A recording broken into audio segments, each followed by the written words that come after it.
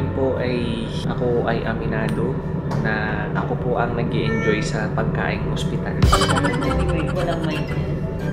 Ako yung kain ng kain.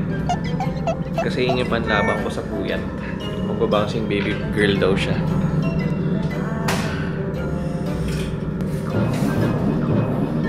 Sa bouncing baby girl. What can you say? Sobrang hirap po manganak.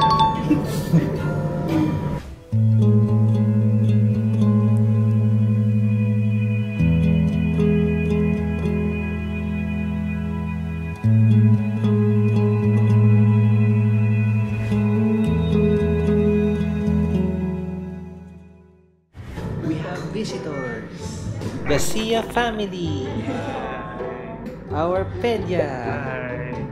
Tito Doc. Parang masaya ka na ulit ah. Yun lang. Update guys.